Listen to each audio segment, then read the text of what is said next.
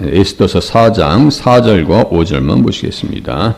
제가 봉독해 드립니다.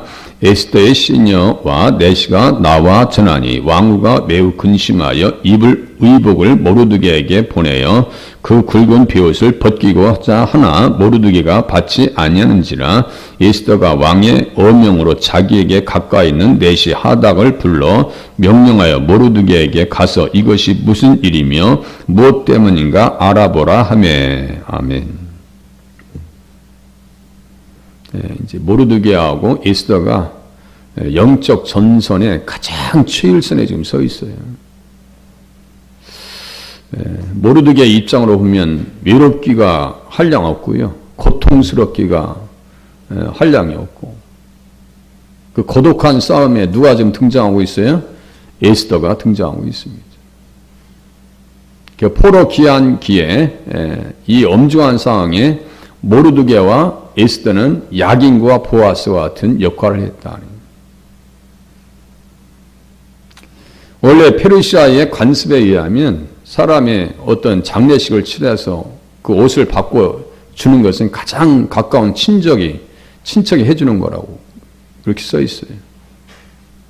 이제 에스더가 그래서 모르드게가 베옷을 입고 있기 때문에 그 슬픔의 가정 가운데 있기 때문에 그냥 옷을 갈아입었으면 좋겠다 해가지고 에스더가 근심을 하면서 입을 의복을 모르드게에게 보내었다 이렇게 얘기하고 있어요. 그리고 그 굵은 베옷을 벗기고자 하나 모르드게가 받지 아니하는지라. 지금 에스더는 알지 못하겠죠. 뭔 일이 일어나고 있는지 몰랐어요. 그래서 이제 누구를 보내요?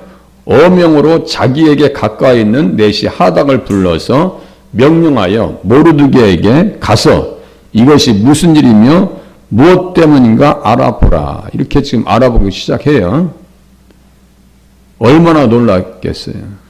얼마나 기가 막혔겠어요. 얼마나 가슴을 쓸어내리면서 슬픔에 잠겼겠는가. 우리는 생각하지 않을 수가 없습니다. 하만이 동원시켰던 10만 달란트죠. 10만 달란트의 돈이라고 하는 것은요, 어느 정도냐면 96조 원입니다. 지금의 96조 원이요, 시가가. 그럼 그 당시에 돈은 얼마나 큰 돈이에요. 페르시아 재정의 3분의 2에 해당되는 돈을 가지고 뇌물을 사용해서 유다 민족 전체를 멸절시키려고 합니다.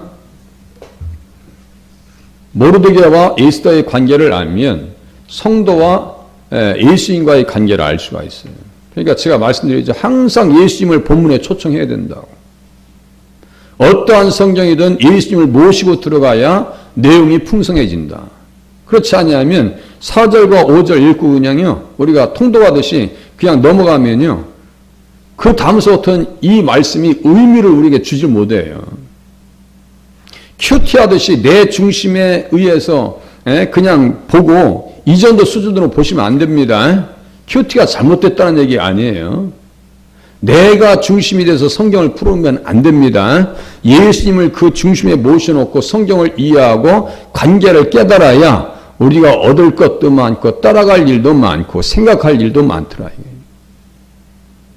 그렇게 성경을 보셔야 돼요. 지금까지 창세기부터 지금까지 보니까 제가 2,400개 정도의 영상을 올렸더라고요. 2,400개 정도. 사사기부터 올렸어요. 코로나 시작하면서. 그 전에부터 올렸으면 참 좋겠다 이런 아쉬움도 없잖아 있습니다. 어쨌든 유튜브에 2,400개 정도가 올라갔습니다. 에스더하고 모르드게의 관계는 어떠한 관계인가? 2장 한번 보세요. 에스더서 2장 5, 6, 7절 다 봤는데도 불구하고 또 봐야 돼요. 5, 6, 7절 도성 수산에 한 유다인이 있으니 이름은 모르드게라. 그는 베냐민 자손이니 기스의 증손이요 시므리의 손자여 야일의 아들이라. 전에 바벨론 왕 느부갓네살이 예루살렘에서 유다 왕 여고냐와 백성을 사로잡아갈 때 모르드게도 함께 사로잡혔더라. 이게 언제냐면요, 597년 2차 포로로 끌려가는 때입니다. 2차 포로로 끌려가는 상황입니다. 그때 얼마만큼의 사람들이 끌려갔는가? 봤더니요, 예, 10,000명, 1,000명, 뭐 이렇게 해가지고 한 16,000~17,000명이 끌려갑니다. 10,000명 정도 이상이 끌려가요. 열왕기하 24장 8절에서 16절입니다. 그때 끌려간 사람이 누구라고요? 모르드게고, 함께 간 사람이 누구라고요? 에스겔이라고요. 모르드게는 누구를 통해서 예수님이 알았다고요? 그 당시의 사람으로서는 에스겔을 통해서 예수님을 영접합니다. 그런 거예요, 성경은. 자꾸 그렇게 보셔야 돼요. 함께 사로잡혔더라. 그의 삼촌의 딸 하다사 곧 에스더는 부모가 없었으나 용모가 곱고 아리따운 처녀라. 그의 부모가 죽은 후에 모르드게가 자기 딸같이 양육하였더라. 여기 양육했다라고 하는 것은요, 그냥 사람 이렇게 그냥 이렇게 밥만 먹여줬다는 얘기 아니에요. 밥만 먹여준 게 아니에요. 사람이 어떻게 밥만 먹고 살아요? 밥만 먹여준 것이 아닙니다. 무슨 양육까지 들어간 거예요? 신앙의 양육까지 들어간 겁니다. 우리가 신앙생활 하면서 왔다 갔다 하면서 그냥 있는 것이 아니고, 저도 새벽에 일어났을 때, 어렸을 때, 야, 물 줘. 그러면 콩나물에다가 물 계속 붓고 해가지고, 나중에 그 콩나물 가지고 콩나물국 해 먹으면요, 잘 먹었어요. 우리가 생각할 때는 교회 왔다 갔다 하면 뭐 남는 거 없는 것 같지만, 계속 말씀을 듣다 보면요, 신앙이 살아있다니까요. 그게 양육입니다. 모르드게는 에스더를 어떻게 했다고요? 양육하였더라. 모르드게는 에스더에게 어떤 역할을 했어요? 친척의 역할을 감당해 주었습니다. 우리 예수님은 형님같이 대신하여 날 대신하여 구하네. 426장 옛날 찬송. 그걸 왜 뺐는지 저는 이해가 안 돼요. 제가 오후 예배 때 일부러 그 찬양을 부르면서 끝냅니다. 그 귀한 찬송가를 왜 뺐는지 저는 이해를 못하겠어요. 예수님은 우리의 맏아들, 그죠? 맏아들이 되셔서 이 땅에 오셔서 친족의 역할을 다 감당해 주셨습니다. 그러니까 모르드게는 누구의 그림자예요? 예수님의 그림자입니다. 잘 생각해 보세요. 예수님의 그림자예요. 모르드게가 에스더를 양육하지 않았더라면 이 환난과 시련 속에서 어떻게 이스라엘 백성들, 유다 백성들이 살아남을 수 있는 길이 있었겠는가?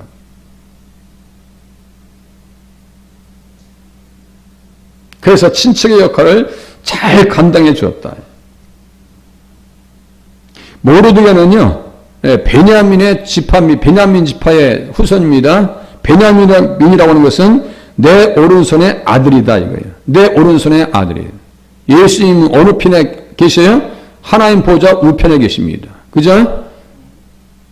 베냐민이요. 그리스도께서 미움을 받으신 것처럼 모르드게는 누구에게 미움을 받아요? 하만에게요. 그렇게 미움을 받을 수 없어요. 증오를 받습니다. 예수님께서는 바리새인과 유대인들과 서기관들에게 증오를 받아요. 재판받을 때요, 심지어 대제사장이 옷을 찢으면서 예수님을 대적합니다. 모르드게가 증오를 받은 것처럼 예수님께서도 증오를 받으셨어요. 예수님께서 우리의 친족이 되셔서 사명을 감당해 주신 것처럼 모르드게가 에스더의 친족이 되어서 사명을 감당하고 있습니다. 그러니까 모르드게는 누구의 그림자라고요? 예수님의 그림자다. 그 관계를 한번 봐보세요. 그러면 내용이 풍성해집니다. 그럼 친척의 역할을 감당해 줘야 될 거 아니에요? 예, 자기 딸같이 그의 삼촌의 딸 하다사 곧 에스더는 부모가 없었으나 용모가 곱고 아리따운 처녀라. 그의 부모가 죽은 후에 모르드게가 자기 딸같이 양육하였더라. 여기에서 레위기 25장 25절이 딱 떠올라야 되는 거예요. 그러니까요, 제가 며칠 전에 한 주 전인가 2주 전에 이거 하면서 문자를 넣어드렸어요. 레위기 25장 25절 딱 써드렸어요. 이제 제가 그거 보면서 이제 해외에 있는 사이트의 그 논문이라든가 여러 가지를 제가 봅니다. 이 본문을 설교하기 위해서 제가 얼마나 다니는지 몰라요. 뛰어다니는 것이 아니고 소품을 팔아요. 해외 사이트도 가보고 신학자들도 만나보고 그러면요, 똑같은 얘기를 해요. 그래서 이야, 참 보세요. 예수님 중심으로 성경을 보려고 노력하면요, 내가 성경을 보다가 관주가 이 말씀이 관주겠다라고 생각하면 관주가 써 있어요. 또 주석책을 보기 전에 이 말씀은 이렇게 해석했으면 좋겠다라고 하는 생각을 가지고 있을 때 주석책에 그 내용이 나와요. 그러면 되게 반가워요. 왜냐하면 똑같은 방식으로 성경을 보기 때문에.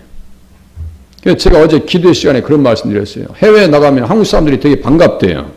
한국말 해도 되게 반갑대요. 얼굴 생긴 것만 비슷해도 되게 반갑대요. 그러면요, 만나서 손잡고 막 흔들고 싶을 정도로 정말 그런 신학자들이에요. 발자취가 있어요. 그러면 제가 그 발자취를 따라서 보고 확인하고 여기 올라오지 않겠어요?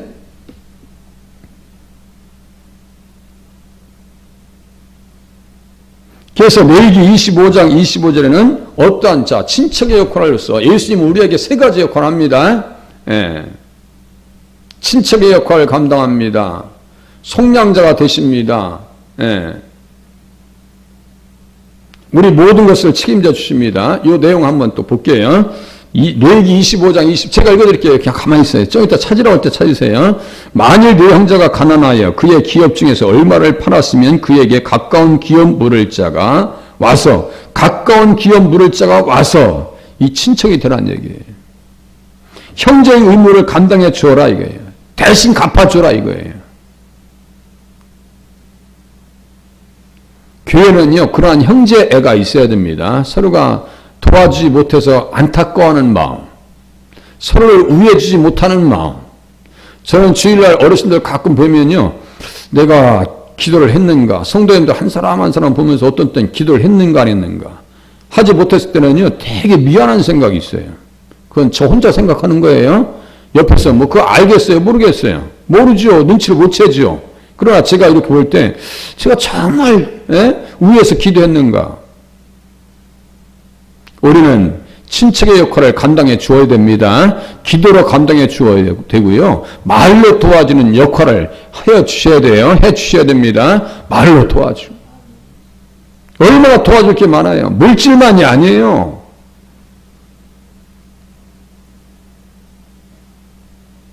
그래서 어떻게 우리 주님께서 하시느냐면요. 강한 손에서 구해내신다.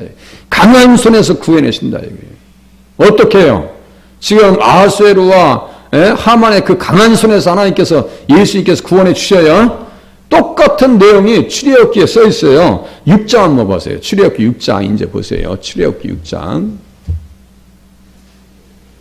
예수님께서 어떻게 하셨고 모르드게가 어떻게 했는가. 이 동통점을 찾아가면 성경의 내용이 풍성해져요. 출애굽기 6장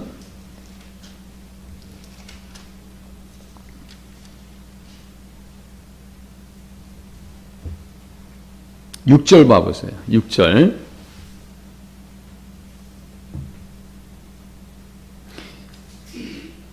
그러므로 이스라엘 자손에게 말하기를 나는 여호와라. 내가 애굽 사람의 무거운 짐 밑에서 너희를 빼내어 그들의 노역에서 너희를 건지며 편팔과 여러 큰 심판들로서 너희를 속량하여 너희를 내 백성으로 삼고 나는 너희의 하나님이 되리라. 이렇게 써있죠. 대리인 이렇게 써있죠.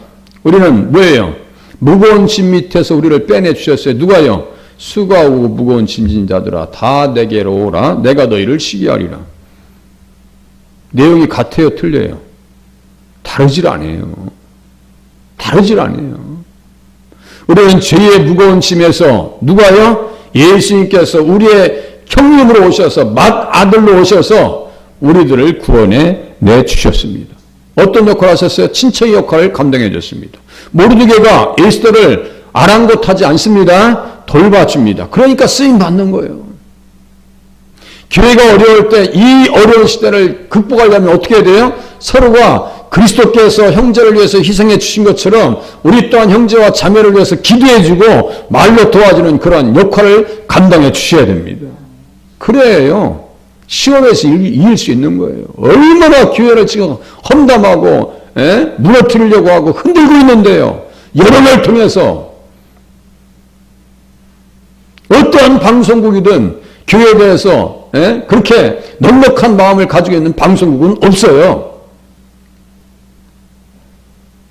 속이 터져요. 분통이 터집니다. 그런데 또 교회에서 또 똑같이 요구하면 어떻게 되겠어요? 교회는 서로 품어줘야 돼. 제가 여기 앉아서 여기 서가지고 맨날 교회만 욕하고 그래봐요. 그게 정상적인 영이에요, 그게?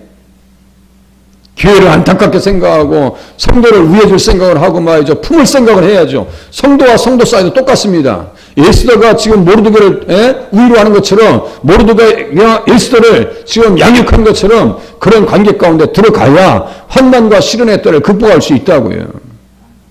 신약시대 성도들은요 서로 그랬어요. 동정하면서 빼앗기는 것도 줄기도 즐겁게 당하면서 갇힌 자를 동정하면서 지금 교회는 그게 됩니까? 안 됩니까? 쉽지 않아요. 남의 실패는 나의 기회가 되는 거예요? 강한 손에서 강한 손으로 6장 1절 보세요. 여호와께서 모세에게 이르시되 이제 내가 바로에게 하는 일을 네가 보리라. 강한 손으로 말미암아 바로가 그들을 보내리라. 강한 손으로 말미암아. 두 번 나와요. 강한 손으로 말미암아 강한 손으로 말미암아 바로가 그들을 그 땅에서 쫓아내리라.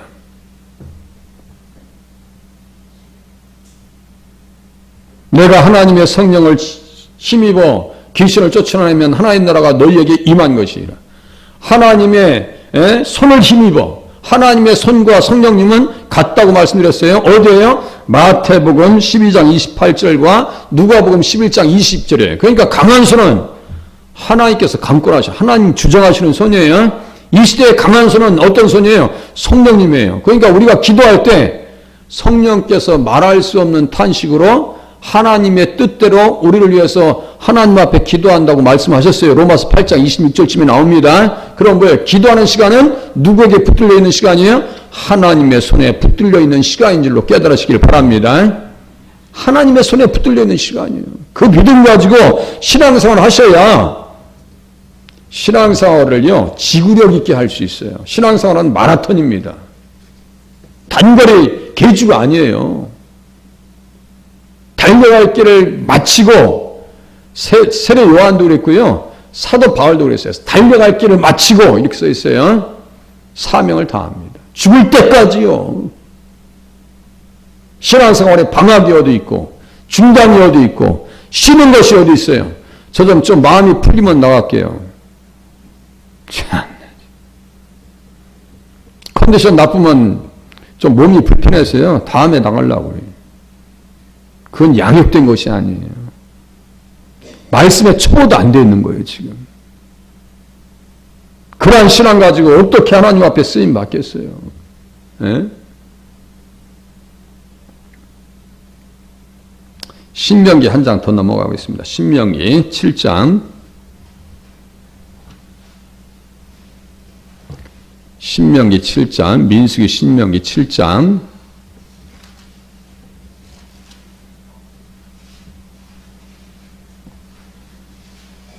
8절.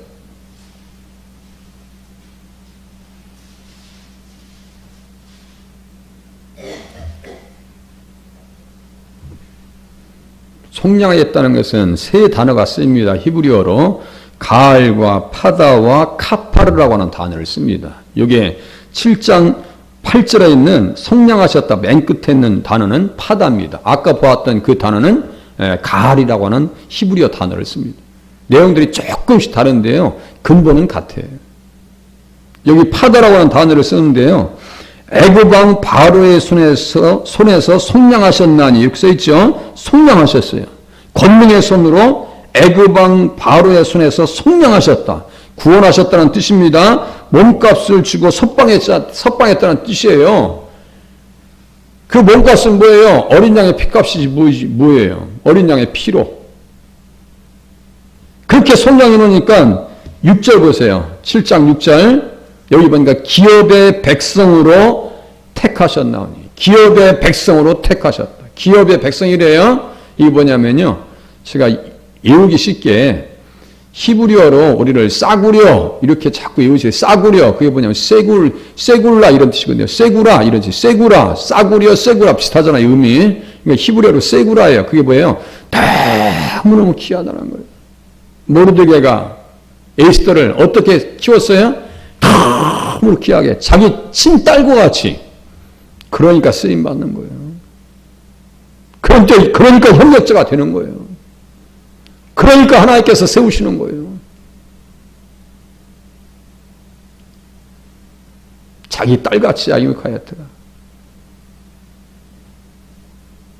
강한 손에서 이렇게 속량해 냈죠. 그러면 어떠한 말씀을 볼 수 있냐면요. 이제 시간이 좀 넉넉지 않아가지고 이 정도에 정리해야 될 것 같은데 어쨌든 다룰 것이 참 많아요. 예수님 안에서 보면 다시요. 예수님은 우리의 친족이 되셨다. 모르드게가 에스더의 친족이 되었다. 에스더는 모르드게를 위하는 신앙의 사람으로 성수했다. 그러니까 둘이는 합력해서 영적 최전선에서 지금 연합해서 전쟁에 돌입하고 있어요. 그 전쟁에 돌입하는 과정 속에서 어떠한 일들이 더 필요한지 속량하신 은혜가 어떠한 역사를 이루어내는지 같이 내일 또 알아보도록 하겠습니다. 기도하겠습니다.